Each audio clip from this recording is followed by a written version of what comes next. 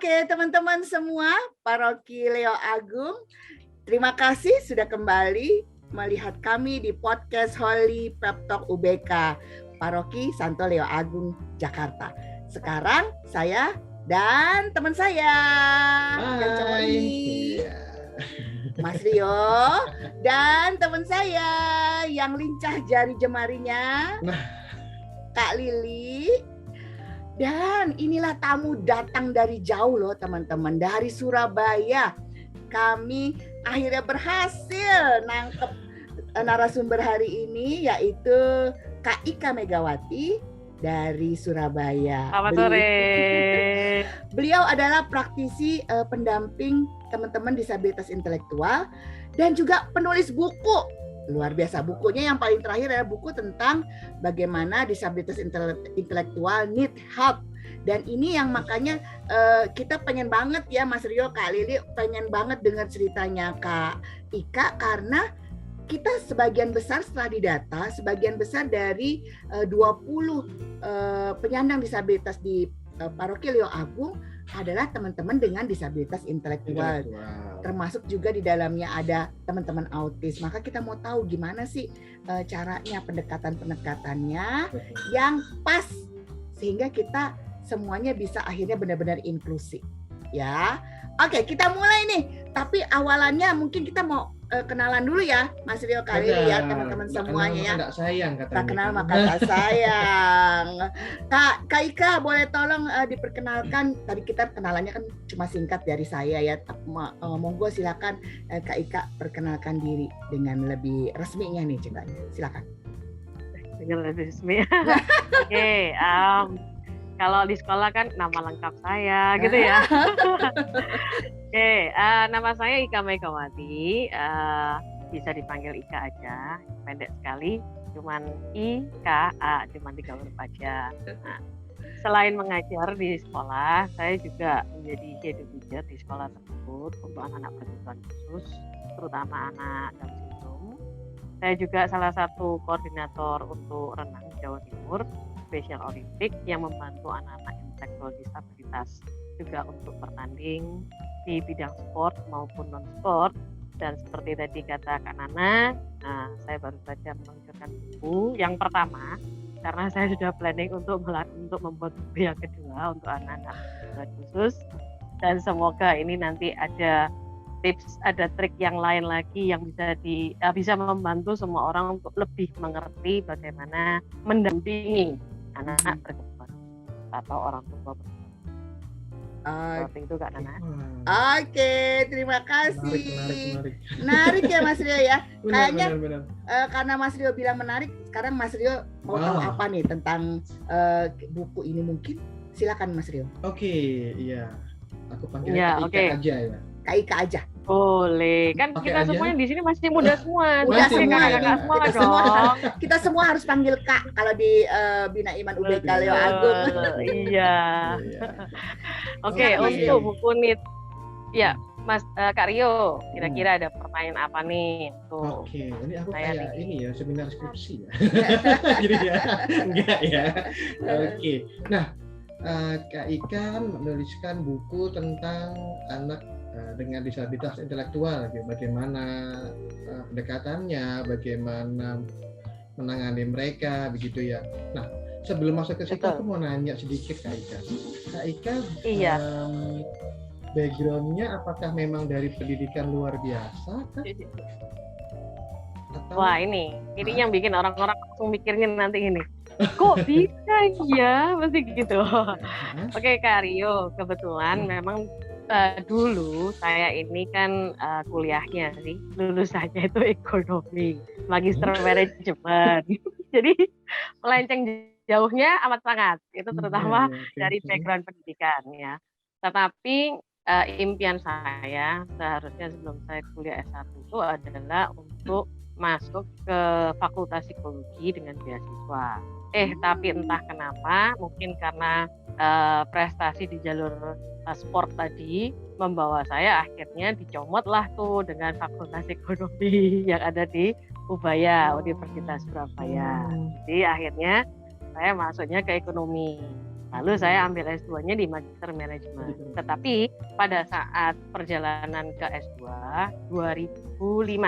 Nah, 2005 inilah di saat awal saya bersentuhan dengan yang namanya disabilitas. Tapi waktu itu banyak yang masih menggunakan istilah kecacatan. Ya, Jadi betul. masih belum menggunakan istilah Jadinya nggak difabel, cacat ya, Kak. belum menggunakan istilah disabilitas. Jadi menggunakan istilah cacat mental. Nah, setelah saya tahu di awal dan yang membuat saya shock adalah adanya salah satu permintaan untuk melatih berenang yang merupakan salah satu terapi sensorik dan motorik untuk anak-anak intelektual disabilitas. Jadi bukan hanya untuk Down syndrome tetapi untuk anak-anak autis juga. Nah, dari situlah saya juga tetap mengambil S2 karena S2-nya harus linear, tetapi saya mendalamin mulai dari tahun 2005 itu yang saat itu mungkin masih sangat sedikit ya informasi untuk mengenal anak-anak disabilitas ini, terutama yang tunanetra kita ya. Kalau sekarang kita bisa bilang seperti itu, ini sebenarnya apa sih? Siapa sih mereka ini? Loh, kenapa ya kok tiba-tiba saya menemukan atau bertemu dengan anak yang mukanya sama semua? Itu dulu 2005 seperti itu. Nah, tapi di awal saya sih tidak merasa bahwa kok anak ini mukanya gini, nggak ada kecurigaan atau istilahnya tuh dengan kata-kata yang orang-orang bilang kok jelek sekali mukanya, enggak. Tapi saya merasa bahwa kok lucu ya mukanya anak ini ya. Tapi ternyata saya bertemu lagi, saya tuh loh kok hampir sama ya mukanya ya, kok jadi lucu-lucu banget gitu. Akhirnya dari situlah saya ketertarikan, oh coba sih kalau misalkan ini saya latih bisa nggak sih gitu. Tapi itu adalah triknya dari challenge ke dirinya Ika. Dulu Ika itu amat sangat nggak sabar banget. Jadi dia ngomongin, wah ini nggak sabaran. Emang dulu amat sangat tidak sabar sekali. Nah, mungkin Tuhan juga mengetuk hati Ika atau menjewer telinga Ika untuk menjadi lebih sabar. Akhirnya 2005 itulah Ika dikenalkan dengan salah satu anak yang sekarang ini udah 17 tahun Ika bina di bidang olahraga yang namanya Aswin. Itu ya di awalnya saya harus melatih dia. Dan memang di awalnya wah struggle banget Kak Rio. Jadi karena Ika tidak tahu, Ika harus belajar sendiri, bertanya ke kiri kanan juga tidak ada yang menjawab karena kan di 2005 itu masih banyak ya yang menyembunyikan istilahnya. Dokter pun juga tidak memberikan informasi yang jelas. Nah, setelah 2010 pada saat pertama kali Pornas, nah mulailah orang-orang itu di sekitar wah ini anak berkebutuhan khusus ini ternyata mereka bisa berkarya ya, karena mereka bisa melakukan olahraga, melakukan kegiatan, melakukan ada sekolahnya juga kan YBACC atau mungkin SLB itu sekolahnya semua kan ada tuh Mas Karyo. Nah dari situlah mereka akhirnya banyak komunitas, banyak orang-orang di sekitar masyarakat luas lah pokoknya itu bisa mengetahui lebih ternyata mereka ini bukan yang dianggap virus seperti itu. Nah dari situlah saya semakin mendalami dan akhirnya 2011 saya membawa betul. Jadi saya baca buku internet karena kan internet dulu juga tidak banyak yang upload ya tentang disabilitas itu. Jadi banyak jurnal. Ya betul Kak. Jadi websitenya tuh semua jurnalnya pakai bahasa Inggris, pakai ini. Jadi saya kan harus membuka akhirnya dictionary atau kosakata dari kedokteran Indonesia sampai saya harus bacain apa sih maksudnya, ini apa maksudnya. Nah itulah yang akhirnya membawa saya ini mewakili Indonesia 2011 di Olimpik Athena itu. Dan dari situlah pada saat pulang ke Indonesia barulah mata Indonesia terbuka bahwa mereka ini adalah anak-anak Indonesia yang bisa mengharumkan nama bangsa. Dan mereka mulai diterima di 2011.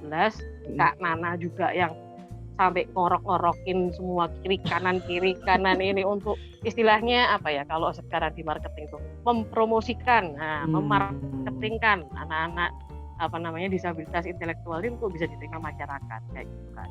Oh, ada ketemu Kak Nana juga iya. Oh, ketahuan iya. deh. Kak Nana ini jasanya besar sekali. Yeah. Bukan hanya namanya Anastasia, tapi Anastasia yang sudah melakukan segala-galanya buat anak-anak disabilitas. Wah. Itu sih Karyo. Ya, bisa-bisa aja ayah-ayah wae ini.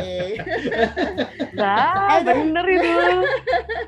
Tapi seru ya, Mas Rio ya, ternyata ini adalah bukti teman-teman semua, kalau yang mendengar ini ya, ayo para relawan, mari datang dari segala background ya. Betul. Kita memerlukan ya, memerlukan, dan yang penting adalah bahwa saya mau memberikan ketulusan saya untuk teman-teman disabilitas. Dan dalam hal ini Kak Ika memberikannya untuk teman-teman disabilitas intelektual, dimulai dengan berenang. Nah. Berenang dulu nih. Ya. Lalu kemudian akhirnya Kak Ika akhirnya malah bisa kemudian sampai bikin buku segala. Nah, aku mau tanya nih Kak Ika, kenapa kok Kak Ika akhirnya memutuskan untuk bikin buku?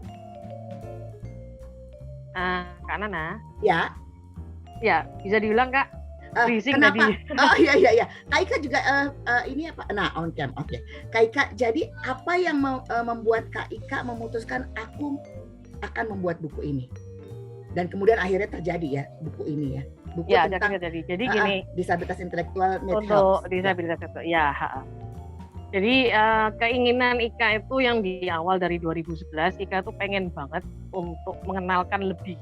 Nah, karena satu kekurangan pakar-pakar kita seperti Kak Nana, seperti Bang Harrison, dan waktu itu ada almarhumah Kak Iwet dan segala macam. Itu kan semuanya di Jakarta tuh Kak Rio, Kak Lili. Jadi untuk di Surabaya sendiri itu kan istilahnya tuh masih amat sangat minim untuk bisa melakukan kegiatan-kegiatan yang lebih seperti yang kita pernah lakukan, dan tidak semua orang juga membuka hatinya, itu yang utama. Nah, karena itu, tapi karena Ika ini merasa bahwa Ika ini belum mampu untuk memberikan atau mengenalkan mereka, karena kan Ika bukan siapa-siapa nih, pertama. Karena background-nya juga bukan di SPD, bukan di pendidikan, bukan di PLB juga yang untuk pendidikan luar biasa. Jadi akhirnya Ika melakukan research mulai dari 2012. Nah, ada research yang risetnya? Ika lakukan, ya, jadi buku yang Ika keluarkan sekarang ini sebenarnya adalah hasil risetnya Ika selama dari 2005 itu sampai 2016 itu hasil buku risetnya Ika itu. Nah, 2012 Ika dalemin lagi, Ika kembangkan lagi risetnya itu. Nah, riset ini bukan hanya untuk mereka ini siapa sih gitu loh, atau mereka ini kenapa kok seperti ini, enggak juga. Jadi riset ini Ika mulai dari orang tuanya dulu, kenapa kok sampai istilahnya itu mereka bisa mempunyai seorang anak yang istilahnya membawa disabilitas intelektual, apakah itu gen atau ini dan ini dan ini. Akhirnya sampai 2016 riset Ika juga Ika jadikan poster yang Ika presentasikan di Thailand waktu itu dengan WHO dan segala macamnya yang Ika lakukan di Thailand untuk mengatakan bahwa hasil riset ini tentang anak disabilitas intelektual ini bukan hanya mereka itu seorang anak yang membawa disabilitas intelektual, tetapi mereka ini adalah seorang anak yang luar biasa, yang mana bisa mempromosikan nama Indonesia, mengharumkan nama Indonesia dan segala macamnya. Nah, waktu itu 2016 di Bangkok, banyak orang yang juga bertanya-tanya lebih karena mereka ternyata pemerhati untuk anak-anak disabilitas. Dan dari situlah Ika kepikiran untuk kalau di Indonesia, misalkan Ika tulis buku, kira-kira orang-orang bisa baca nggak ya?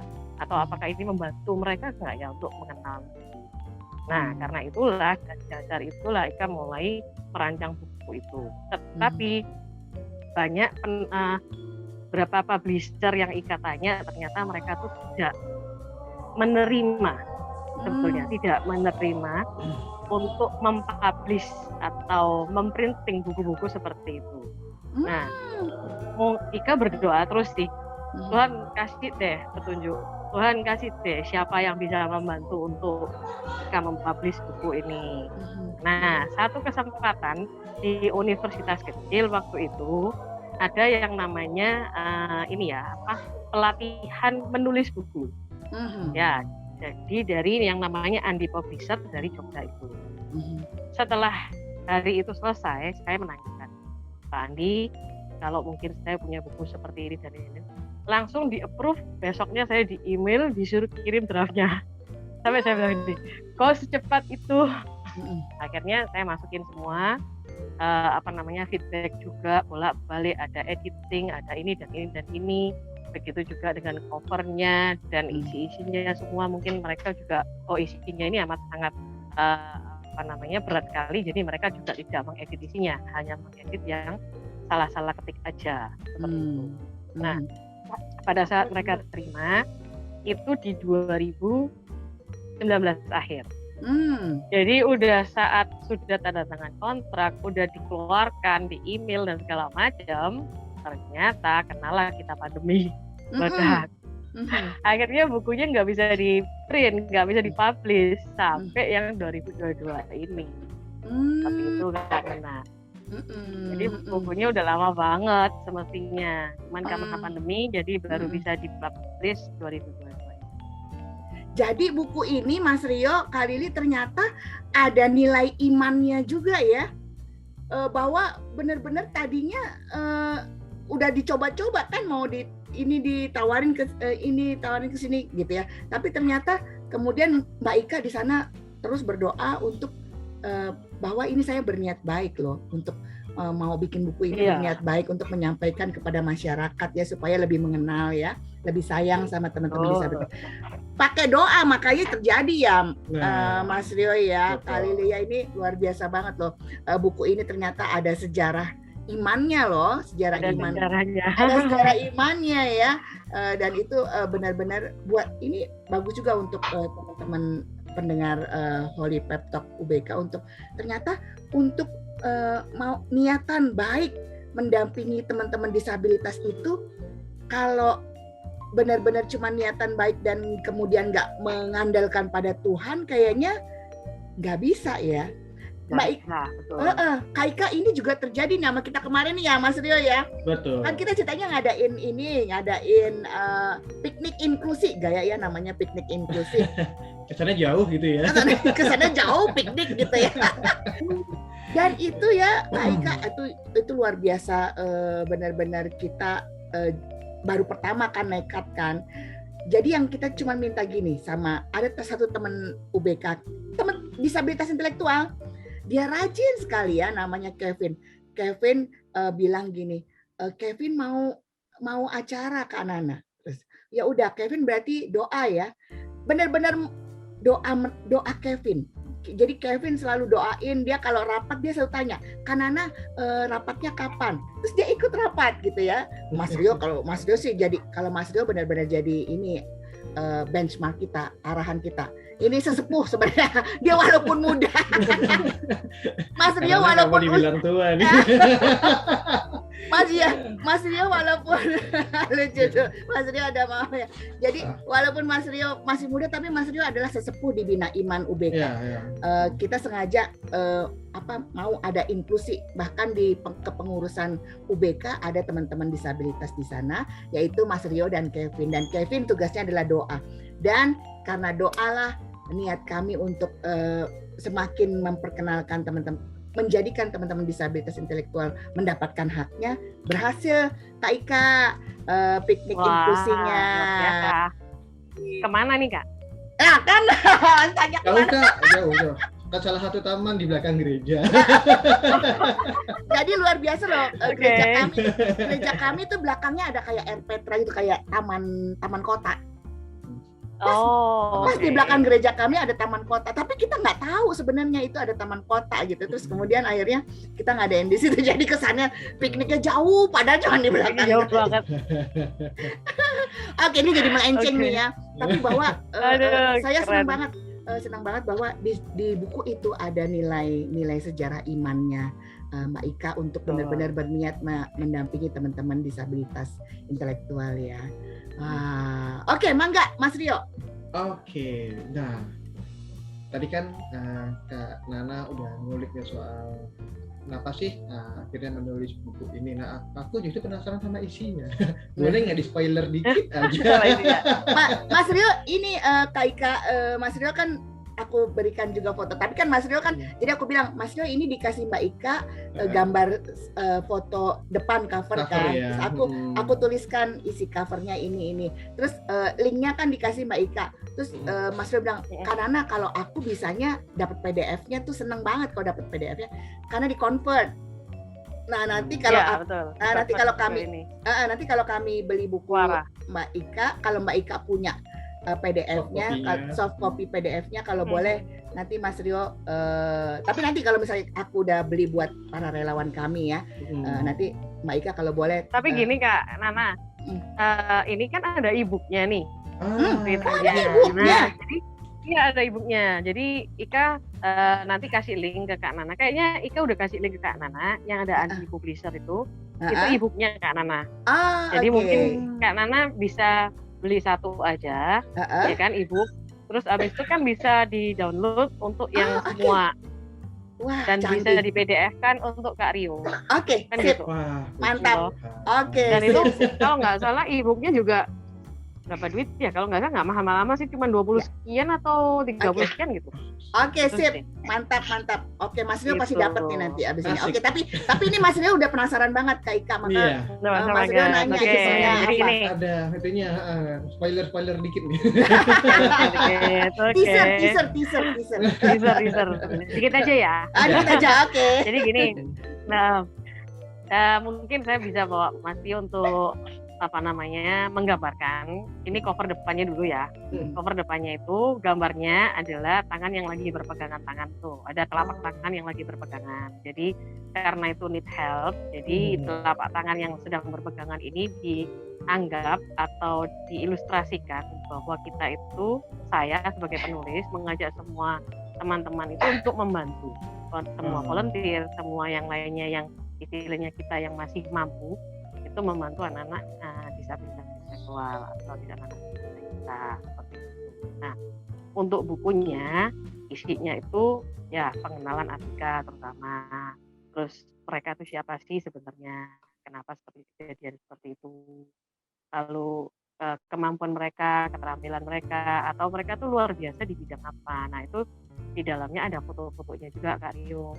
Kalau mereka misalkan waktu itu kita ada salah satu kegiatan dengan salah satu hotel bintang 5 di Surabaya, itu di non-sportnya, tapi mereka semua atlet tuh. Nah itu ada kegiatan non-sport, jadi seperti salah satunya mencuci tangan itu seperti apa, terus untuk menanam pohon itu kenapa harus ditanam. Nah itu ada di foto-fotonya, ada di dalam buku. Nah sampai yang terakhir itu di bab yang terakhir nih. Jadi tadi itu isinya itu poin-poinnya. Di bab yang terakhir itu ada, saya mengajak karena ini kan Special Olympic itu selalu menggaungkan bahwa ya ada namanya R campaign. R campaign itu huruf R tapi kita kampanyekan kan ya. Nah huruf R ini kalau untuk Special Olympic itu kan namanya retarded. Retarded itu kan keterbelakangan tuh atau kecacatan tuh. Nah tetapi kita nggak mau lagi bilang seperti itu ke anak-anak yang disabilitas intelektual. Yang kita bilang adalah R itu adalah respect. Jadi kita menghargai mereka seperti itu. Nah itu kampanyenya untuk Special Olympics. Nah itu isinya Kak Rio. Waduh, jangan sabar nih. Iya, Kak Ika tuh tahu ya, aku kalau baca buku atau nonton film ya, terutama drama Korea, itu lihat episode paling belakang. Kalian bingung. langsung loncat. Iya, loncat paling lihat dulu. Kalau seru apa enggak nih, kayaknya bukunya Kak Ika nih seru nih, Mas Rio, karena justru di belakang itulah letak di mana inti dari bagaimana kami perlu cara mendekati teman-teman disabilitas intelektual ya Kak Ika ya. Jadi di akhir buku itulah. Kenapa itu saya taruh di belakang? Kenapa tuh Kak Ika? Karena gini, kalau misalkan tadi mereka udah tahu ini dan semuanya kan. Jadi kan mereka sekarang ini udah tahu nih, oh dari awal yang 0, sekarang paling mereka udah tahu 20% karena membaca dan belum. Tetapi dengan begitu saya ingin sebelum mereka menutup buku untuk selesai dibaca, saya ingin mereka tuh menghargai usaha yang telah dilakukan insan disabilitas intelektual seperti itu. Makanya itu pesan saya, hargailah mereka, baik mereka itu yang bukan berkebutuhan khusus maupun yang berkebutuhan khusus, respect itu pasti akan bisa diberikan atau bisa juga ditimbal-balikan antara kami dan insan seperti mereka. Iya, Mas Rio, Kak Ika, Kak Lili, jadi kan emang masyarakat kadang-kadang cuma kepo-kepo doang gitu ya. Betul. Wants to know, abis wants to know terus nggak ngapa-ngapain Nggak ada gitu. actionnya gitu. Nggak ada actionnya. Nah ini benar ternyata Kak Ika tuh bikin gongnya itu di belakang. Ayo udah tahu nih semuanya nih. Oh begini mereka, oh begini mereka, oh kekurangannya ini, oh kelebihannya ini.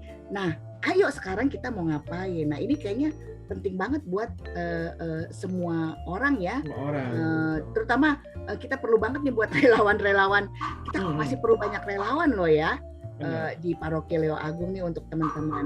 Karena justru data kami tuh sebagian besar, Kak Ika tadi seperti saya sebutkan, data kami tuh sebagian besar justru penyandang disabilitas intelektual di Paroki Leo Agung. Jadi perlu banget nih kayaknya buku ini emang perlu nanti saya langsung habis ini langsung saya beli e-booknya terus kirim ke Mas Rio, terus kemudian Mas Rio bertugas untuk menyampaikan kepada teman-teman intisari dari buku ini. Aduh, PR-nya kok berat ya. Ya. Tapi siap deh kalau kanan yang perintah mah kita siap. Asik banget kalau sama PR banget nih. PR banget ya.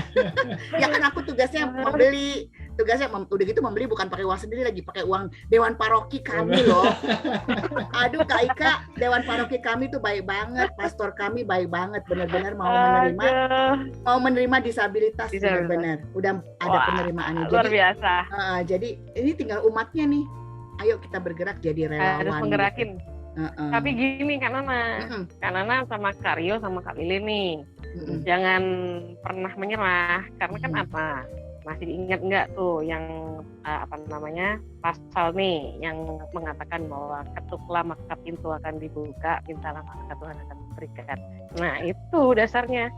Ketuk aja terus itu hatinya para betul. Para orang tua gitu. Iya benar.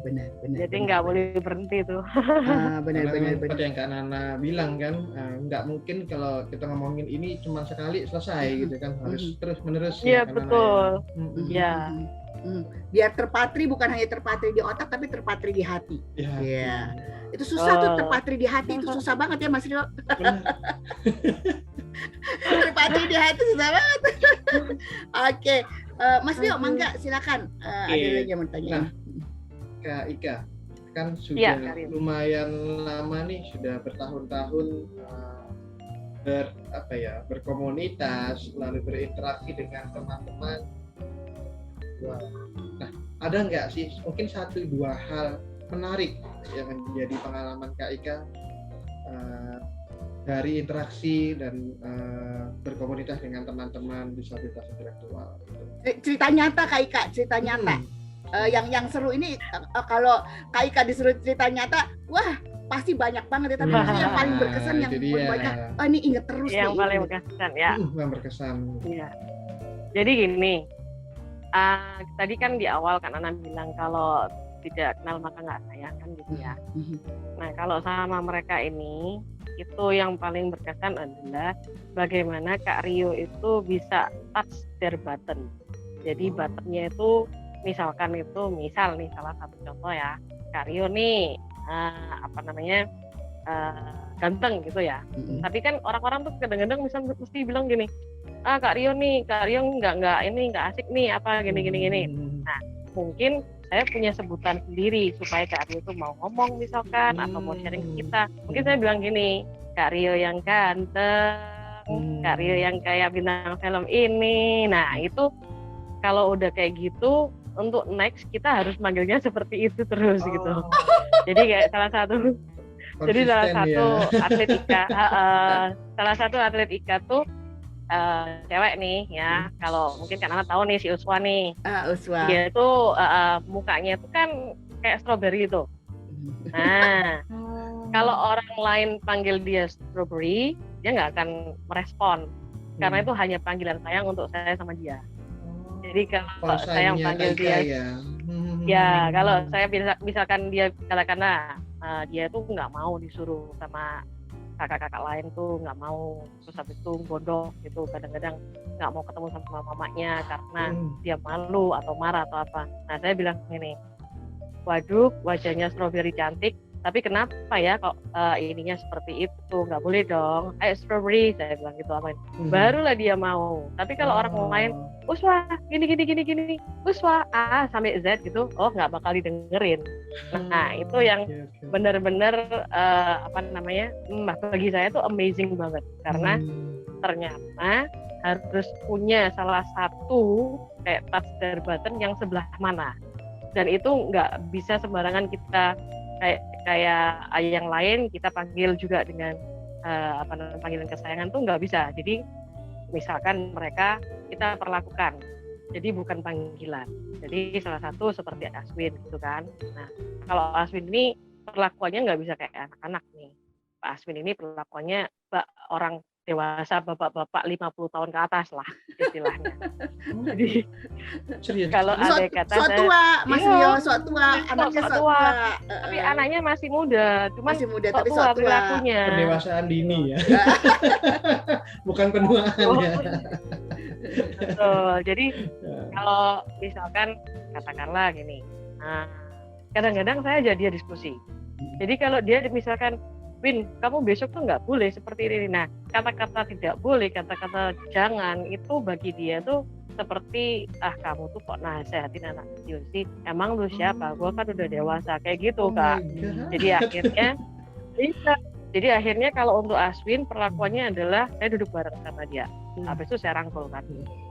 Win, gimana Win? Kalau misalkan kita tuh kayak gini. Menurut Aswin gimana? Tapi terus terang dengan menggunakan kata-kata sederhana ya. Nah, dengan diajak berdiskusi begitu, dia langsung bilang, nggak bisa, nggak boleh seperti itu, soalnya seperti ini. Nah, keluarlah tuh jawaban yang membuat itu, oh iya, ini anak bisa mikir ke situ, gitu. Jadi kayak hal-hal kayak gitulah. Kalau yang satu lagi, misalkan itu bukan nggak bisa diperlakukan dewasa, meskipun umurnya lebih tua dari Aswin, dia nggak bisa diperlakukan dewasa, karena kadang-kadang kalau saya memperhatikan si Aswin, satunya caper. Nah ini lakuannya bayi banget gitu yang satunya, iya kayak gitu. Jadi bagaimana mengetahui mereka bukan hanya dari kasat mata, tapi makanya itu gunakanlah hati untuk bisa mengetahui mereka. Nah itulah. Itu yang susah itu. Iya betul, berarti itu jawabannya tuh, pakailah hati. Wah itu. Melihat kedalaman ya. Melihat kedalaman. Ke dalam samudra itu. Ke dalam samudra, betul. Nah makanya kami di Relawan Bina Iman UBK nih di Paroki Leo Agung, Kak Ika, kami selalu bilang gini, nggak apa-apa kalau lagi repot, nggak apa-apa, nggak bisa nggak bisa berkegiatan bersama kami, tapi sekali bisa dibawa senyumnya supaya itu pakai hati. Jadi teman-teman bahkan teman-teman UBK bahkan gini, mana Kak Oti kok nggak kelihatan, mana Kak Lili kok nggak kelihatan, mana Mas Ida nggak kelihatan. Paling kita jadi tinggal lagi ada kegiatan, tapi mereka sekali ketemu mereka ngerasa benar-benar dihargai, yang tadi seperti Kak bilang, mereka benar-benar merasa diterima ya. Itu intinya. Tapi ada satu lagi sih Kak Rio, bukan untuk differentiation aja, jadi bukan untuk satu. Nah ini satu lagi nih yang paling penting. Jadi saya selalu mengajak mereka berdoa pada saat melakukan semua kegiatannya. Sebelumnya kita berdoa. Selesai kita juga berdoa, meskipun tuh dengan istilahnya mungkin mereka berdoa dalam hati, berdoa masing-masing cuma mengatakan Tuhan terima kasih ini sudah selesai. Nah, tapi yang penting kan mereka mensyukuri apa yang sudah terjadi. Jadi itu yang kita tekankan juga. Oh, jadi ada pendidikan iman juga ternyata Kak Ika. Kak Ika pendekatannya ada pendekatan iman juga ya. Benar. Walaupun Iya. itu kalau yang itu yang Kak Ika muridnya Kak Ika kan nggak semuanya Katolik ya. Betul. Nggak Jadi semuanya ada Katolik. yang Muslim kan. Jadi Heeh. kalau yang Muslim itu seperti ini. Puswa, ini udah jam berapa ya? Puswa sholat jam berapa ya? Oh iya, saya harus sholat duluan. Jadi akhirnya kita semua juga menunggu dia sholat. Tetapi pada saat mau Oke. makan, ayo ucapin dulu Bismillah, ayo kita doa dulu. Gimana caranya berdoa? Nah itu yang saya selalu ingatkan. Oh. Tanpa meninggalkan nilai spiritual ya. Iya benar. Memberikan Iya, mereka stimulasi untuk mengenal Tuhan ya. Stimulasi, betul. Iya. Nah mumpung nih. Meskipun kadang-kadang cuman gini Kak. Gimana? Kadang-kadang cuma gitu doang. Jadi doanya tuh nggak misalkan doa Bismillah enggak, jadi cuma begini tangannya. Terus habis itu selesai. Nggak tahu doanya apa. Tapi mungkin dia menirukan orang tuanya atau apa. Tapi at least mereka mengerti bahwa kalau mau makan atau mau ini mereka harus mengucapkan doa. Iya, mengandalkan Tuhan ya. Iya. Nah, Mbak Ika nih, aku mumpung lagi nyerempet tentang Mbak Ika ternyata mengajarkan mereka untuk ingat akan Tuhan gitu ya. Nah, aku penasaran. Ini kan kami di KAJ ceritanya sedang ada arah dasar baru ya tahun 2022 sampai 2024 untuk martabat manusia gitu ya, melihat martabat manusia. Dan yang paling utama diminta setiap paroki untuk ada bina iman umat berkebutuhan khusus. Nah ini yang kami lakukan juga gitu ya. Nah kalau di Surabaya Mbak Ika, apakah maksudnya bahwa teman-teman disabilitas apakah juga sudah mendapat tempat gitu, dan apakah Mbak Ika juga lihat bahwa umat Katolik tuh udah mulai gitu. Sebenarnya kan umat Katolik harusnya nerima ya, tapi apakah itu udah terjadi? Karena kalau di Jakarta masih ada yang sebagian masih ragu-ragu gitu ya, makanya ini kita pengen banget nih lewat Pep Talk UBK benar-benar menyampaikan hal ini. Nah, gimana bukan untuk membandingkan ya Mbak Ika, tapi maksudnya pengen sharing. Pengen nih semua umat Katolik tuh gimana gitu. Gimana Mbak Ika? Jadi gini, ini karena Ika juga tidak bisa ke beberapa gereja Katolik ya, untuk yang kayak anak-anak yang pernah pergi. Jadi terpaksa Ika menanyakan kadang-kadang, kalau di gerejanya si Ani diterima nggak sih? Saya bilang itu, apakah ada pendampingnya atau nggak ada pendampingnya. Cuman saat komuni pertama waktu itu sama romonya ditolak. Loh, kenapa? Jadi kan ada cerita-cerita tuh.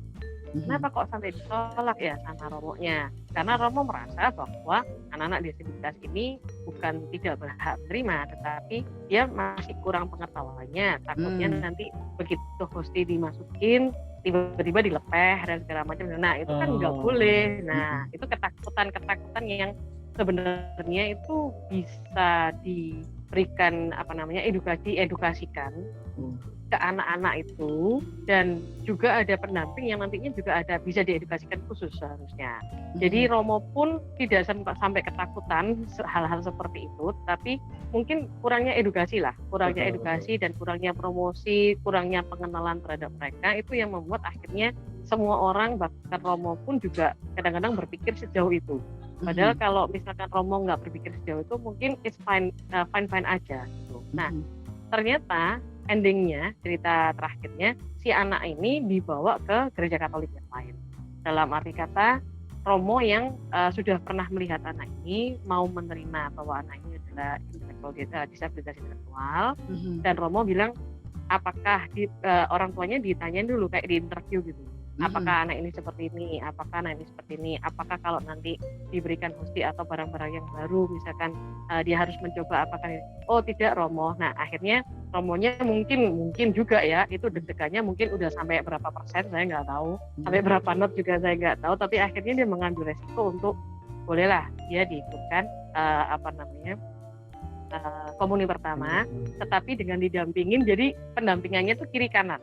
Sampai mamanya bilang, ini anak mau diapain gitu sampai didampingin kiri kanan, kan dia nggak ngapa-ngapain juga gitu kan.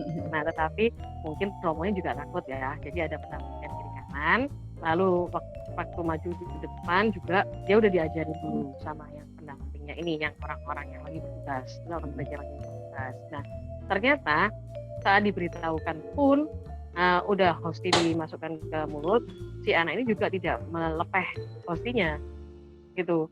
Justru malah si anak ini mengunyah hostinya. Jadi akhirnya jangan dikunyah, nggak boleh dikunyah, tunggu dulu sampai duduk dulu, doa dulu, baru dia mengerti gitu. Tapi kan at least tidak dibuang, tidak dikeluarkan seperti itu. Nah itu kalau yang saya mendengarkan salah satu cerita dari anak-anak yang di gereja Katolik. Nah yang kemarin anak-anak disabilitas yang dari parokinya Ika, kebetulan Kesalpa ini itu ternyata tidak melakukan misa di paroki kita sendiri. Ternyata mereka dibawa ke paroki yang lain, paroki Gonzaga yang notabene ada di Barat. Ternyata karena pendaftarannya. Jadi kan kita didaftar nih, kita masuk di grup untuk lingkungan, terus didaftar siapa. Nah ternyata pendaftaran ini yang berada di lingkungan paroki kita cuma dikit, jadi di lingkungan paroki yang lain itu ternyata banyak juga. Akhirnya kita ambil yang terbanyak di mana, terpaksa diikutkan di situ untuk disabilitas. Nah pada saat di sana memang di hari itu karena Ika sudah di luar kota, Ika nggak bisa ngikutin mereka. Nah tetapi Ika bertanya, yang volunteer atau yang ini berapa? 1 lawan 1 kah atau 1 lawan 2 kah gitu. Nah ternyata dari ketua lingkungan Ika tuh dia bilang gini, yang bertugas ternyata relawannya banyak loh Kak Ika. Itu 1 anak disabilitas, itu 1 pendamping, dan mereka itu didudukkan di kolom sendiri.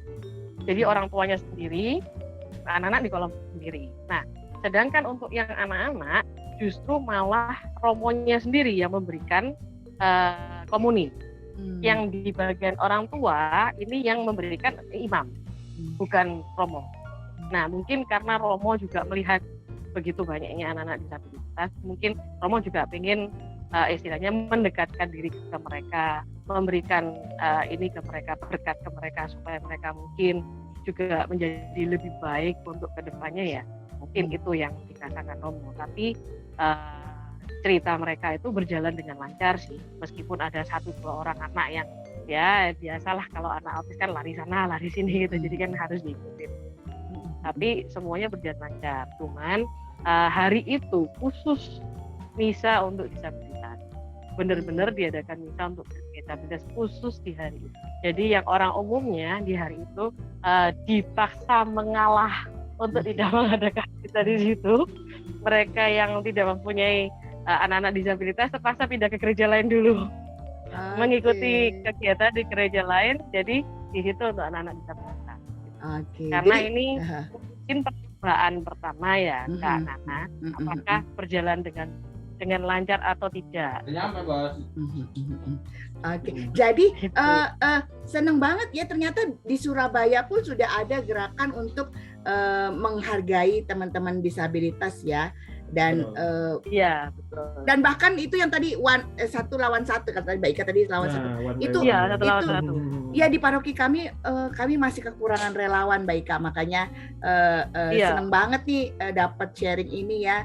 Nah, teman-teman yang nonton nih Holy Paplak UBK, kalau tergerak ayo mari kita masih perlu banyak relawan. Tapi karena mungkin kalau Ika bisa sharing lagi dikit nih. Ya. Relawannya itu sebenarnya ada kalau menurut Ika ya pribadi itu 50-50 yang istilahnya 1 memang dia senang bertugas di situ. Yang kedua 50% ya adalah mereka itu amat sangat tergelitik, excited. Kalau aku nampingin anak disabilitas gimana ya gitu. Nah, itu ada hal-hal seperti itu. Jadi istilahnya itu kalau kita ngomong relawannya itu benar-benar mau jadi relawan, kayaknya enggak juga, karena kemungkinan dia juga kepaksa untuk menjadi relawan. Ada probability itu ya. Ada. Apa-apa. Tapi dengan kemudian praktek langsung mungkin mudah-mudahan lebih tergerak ya. motivasinya jadi lebih dalam ya. Motivasinya benar-benar Iya. jadi lebih dalam setelah mengalami sekali dampingi gitu ya. Itu kami berharap itu juga sih ya, Mas Rio ya. Kita buka semuanya di awal, kita buka siapa saja yang mau. Tentunya dengan ada briefing dulu ya. Briefing dulu supaya nggak kaget gitu kan, briefing dan supaya juga jadi lebih enak gitu ya bertemannya dengan teman-teman disabilitas dan mudah-mudahan dengan demikian kan nggak apa-apa, namanya juga seleksi alam ya. Pasti akan oh ya, yang benar-benar memang mau memperhatikan, mau mengusahakan inklusi pasti akan bertahan. Yang mungkin memang juga bakatnya bukan di sini gitu ya, atau kebisaannya bukan untuk mendampingi disabilitas, nggak apa-apa juga gitu. Mudah-mudahan. Nah itu tadi Kak Nana sama Kak Rio balik lagi dari hati. Ya betul, dari hati. Oke. Iya. Nih kayaknya udah panjang nih. Kayaknya pertanyaan terakhir ya kayak Mas Rio ya. Silakan Mas Rio. Oke, seperti biasa. Seperti biasa. Iya, pertanyaan keramat. Mungkin kali ini udah hafal. Iya, oke Kak Ika. Iya. Dari tadi kita sharing-sharing panjang gitu ya, bagaimana Kak Ika terbelakangnya, lalu bagaimana Kak Ika berkarya dalam buku dan juga ketika bisa ikut aktivitas bersama teman intelektual gitu, dan ya bagaimana sharing juga tadi di gereja. Nah, apa sih Kak Ika kira-kira harapan Kak Ika sendiri untuk orang tua dengan disabilitas, artinya orang tua yang memiliki anggota keluarga disabilitas, lalu juga bagi para disabilitas, dan ketiga bagi gereja dan umat, seperti itu. Oke. Ya. Harus diingat-ingat ini. Oke, yang pertama mungkin bagi orang tua nih. Sampai detik ini pun seperti kata Kak Nana sharing tadi, banyak orang tua yang belum mau menunjukkan atau memperkenalkan anaknya yang mempunyai disabilitas intelektual. Mereka justru malah lebih banyak menyembunyikan mereka anak-anaknya di rumah tanpa memberikan sosialisasi kepada mereka. Nah, ini diharapkan jika memang memungkinkan dari Kak Rio juga, dari Kak Nana, dari Kak Lili, lebih banyak untuk memperkenalkan juga. Begitu juga dengan kita. Meskipun kita sendiri tidak mempunyai anak-anak disabilitas intelektual, tapi paling tidak promosi kita itu untuk mereka diterima di masyarakat itu bisa lebih dan membuka mata orang tua mereka. Nah, itu yang keharapkan orang tua bisa diedukasi, mereka tidak malu untuk memperkenalkan anaknya, memberikan anaknya itu hidup yang lebih baik dengan mengenalkan mereka kepada masyarakat, karena nantinya juga mereka harus hidup sendiri. Jika orang tuanya juga sudah tidak ada, mereka juga harus hidup sendiri, struggle sendiri kan. Nah, kalau tidak dibekali dari sekarang, kapan juga mereka bisa berbekali seperti itu. Nah, untuk anak-anak disabilitas intelektual sendiri, itu pun dari pihak kita yang kita merasa masih mampu, paling tidak tolonglah mereka, meskipun mereka bukan anak-anak kita. Jika kita bertemu dengan mereka, jangan kita hindari. Jika mereka memang membutuhkan atau tidak membutuhkan bantuan, kita at least sudah standby. Karena mereka memang bukan seperti kita. Memang mereka luar biasa, tetapi mereka juga mempunyai kemampuan yang terbatas.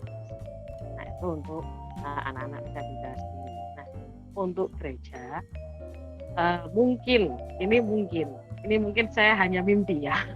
Tapi semoga ini impiannya bisa jadi kenyataan ya. Mungkin untuk gereja pun dari pihak misalkan pastoral atau mungkin kesusaran, mereka bisa membuka bukan hanya bina iman anak Katolik, tetapi mereka bisa membuka ruang khusus di hari Minggu untuk mengedukasi mereka secara Katolik juga.